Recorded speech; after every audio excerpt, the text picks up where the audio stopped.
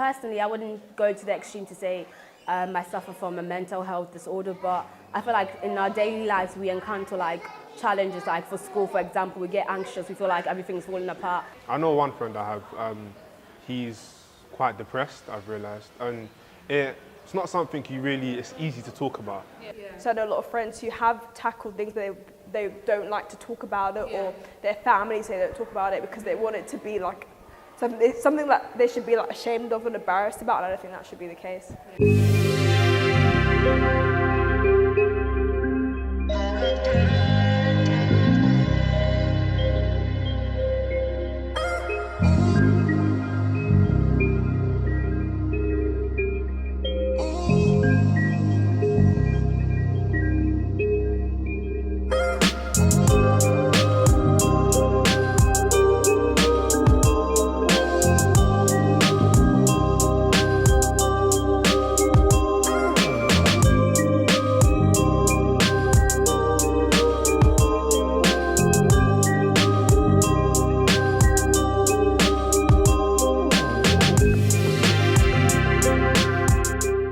About this time last year, I was approached by the Mental Health Trust, so through CAMS, to be part of a meeting to think about how we think more effectively about supporting young people from black and minority ethnic groups with their mental health.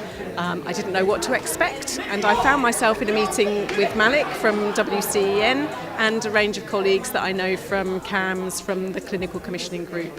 And we really, from there, worked on a plan for a conference. Wow, the concept came from the conference that we did in April this year. We wanted to continue to walk with the young people that were engaging in the conference, provide them with an opportunity to kind of expand their knowledge and to develop. So out of a few conversations with some young people, with some heads and leaders, we came up with the idea to run a summer program for a week.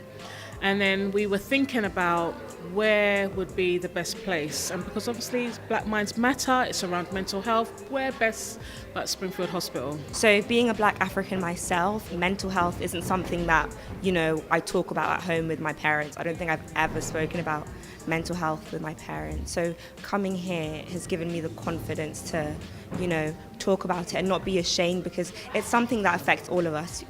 Some of us might not even realise it. So having the space to really talk about it and go in detail has been really helpful. Well, before the school event, all I knew about mental health was like, I had a completely different perception on mental health. I thought it was stuff like, it was crazy people and psychotic people, but then now it's like, it's not, they're like, the people aren't scary, most of them are not scary. It's like they're just suffering from things like depression and anxiety and stuff like that.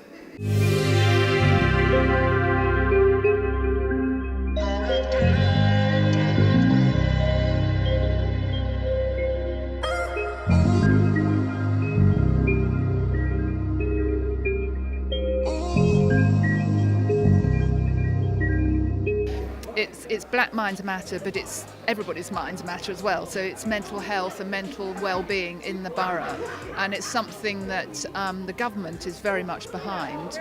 So there's extra money from the government, there's extra money within the CCG and the council to tackle it, and we've just got to make sure it's pinpointed in the right place. The first thing that needs to die down is the stereotypes and the fear to approach people with mental illnesses, because the fear is what's going to make you act a different way. You're going to see things in a different light and you're just not going to be yourself. So the first thing is looking after yourself and delivering in yourself in a way that can affect them positively. And then once you fix yourself, then you can help fix others. It is an intense program because the level of how we wanted to gauge it means that we've had to cram quite a lot of information in.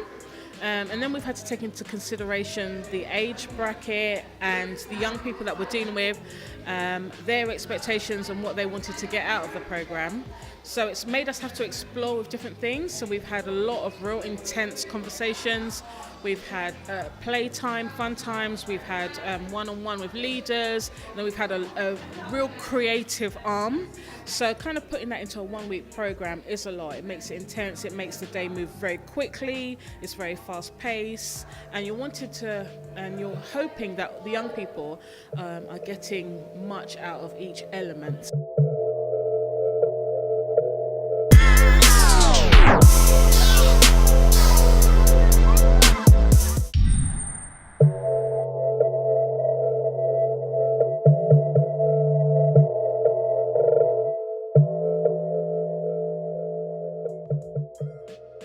I think the drama today has been particularly powerful in doing that. The videos have been fantastic, and I would like to be able to use those in other locations to spread that message amongst other people. The way the young people here put them across was very thought-provoking, but I think the thing I particularly picked up was that they're not picking up about mental health support through PSHE in schools. And I know it's early, when you get given money by the government or money is put aside in the council, it does take a few years for it to filter through, but we've really got to get cracking on that. And I think it's much more to do with schools and their curriculum. And as I said when I spoke to them at the end, it's not just in PSHE, it's mental health support across school. And as I also said, it's not just school, it's before school. It's for those mums who've just had a baby and just finding it really difficult to cope.